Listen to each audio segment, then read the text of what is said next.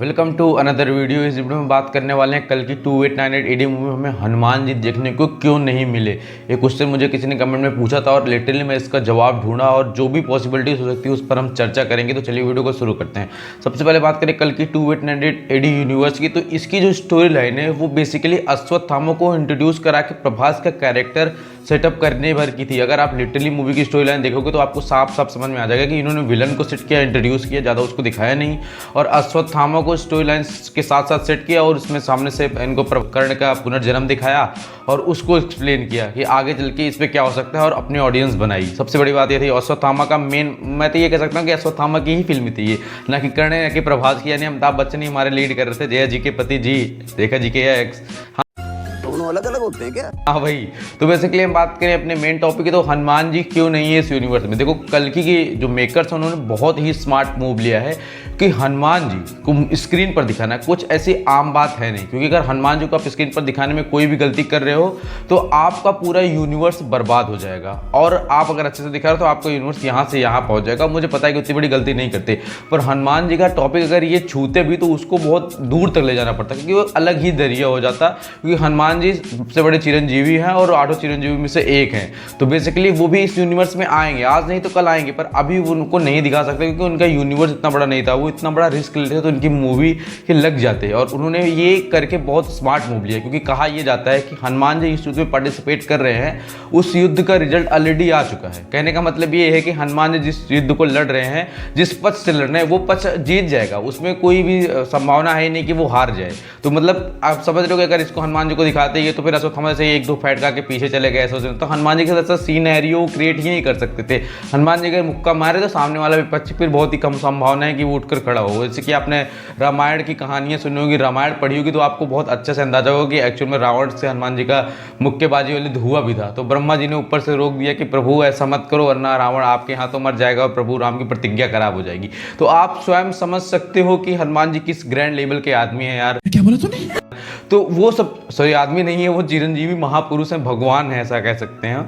और बेसिकली कल्कि 2898 AD universe में अभी भगवान कल्कि का जन्म तो हुआ नहीं है कि वो हनुमान जी को लाकर दिखा दे। सबसे बड़ी बात ये है कि अभी उनका काम नहीं है। वैसे आप कह सकते हो कि नहीं हनुमान जी है तो वो भगवान का जन्म हो रहा था कल्कि को मारने या फिर उनको सब आसान करने क्यों नहीं आए। तो इस सवाल का जवाब मैं आपको देता हूँ कि बेसिकली देखो, आपने देखा होगा कि महाभारत काल में जब भगवान श्री कृष्ण जी आए हुए थे, हनुमान जी वहाँ पर उपस्थित भी थे, पर कृष्ण जी स्वयं जी उनको बुला कर लेके आए कि चलो कम से कम अर्जुन की पताकाएं बनकर रहना, पर रहना मैं गीता ही सुना दूंगा। तो बेसिकली वो उनको लेकर आए, पर हनुमान जी ने कहीं भी अस्त्र शस्त्र नहीं उठाया। तो आप ये कह सकते हो कि भगवान का जब तक आदेश नहीं होता तब तक हनुमान जी स्वयं कुछ नहीं करते हैं, तो भगवान के आदेश के हिसाब से काम करते हैं। वैसे कहा यह भी जाता है, जहाँ तक से मैंने कुछ कहानियां सुनी है, कि जब कर्ण लगातार बाण चला रहा था तो भगवान के सीने में मतलब शरीर में एक दो बाण आकर लग गए थे, हल्का फुल्का खून बहा था। हनुमान जी गुस्से में निकल कर खड़े भी हो गए थे कि आज ही कर्ण की बलि में चढ़ा दूं, और भगवान ने कहा नहीं, ये तुम्हारा युद्ध नहीं, ये अर्जुन का धर्म युद्ध है, पांडवों का धर्म युद्ध है, उनको लड़ने दो। अगर तुमने कार्यक्रम शुरू किया तो फिर कुछ बचेगा ही नहीं, मैं करूंगा कि आगे कहानी कैसे क्रिएट होगी।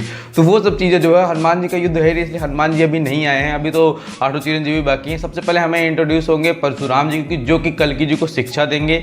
वो बड़े होंगे, उनको हारना जीतना लड़ना हर तरह की विद्याएं देंगे और वो आगे होंगे। फिर उसके बाद वो जाकर यास्किन से लड़ेंगे। जब ऐसा सीन होगा, यास्किन या सुप्रीम यास्किन हो सकता है, होस्ट हो सकता है, या फिर वही कली है, वो तो हमें आगे देखने को पता चलेगा। मुझे लगता है कि वो एक कली का एक मतलब जैसे मेन बॉडी गार्ड मेंबर है जो आगे आ गया है, बाकी कली तो भी कोई ग्रैंड लेवल का विलन होगा। और बाकी तो एज अ परशुराम जो आएंगे, दुलकर सलमान की पॉसिबिलिटी ना के बराबर मान चलो, कोई परशुराम आएंगे तो हो सकता है चिरंजीवी को अप्रोच किया जाए, क्योंकि वो देखने में लगते हैं आंखों को उनके जो मतलब परशुराम जी एक एंग्री रूप लेकर आते हैं। आप समझ रहे हो कि 21 बार धरा को छत्र विहीन कर दिया था।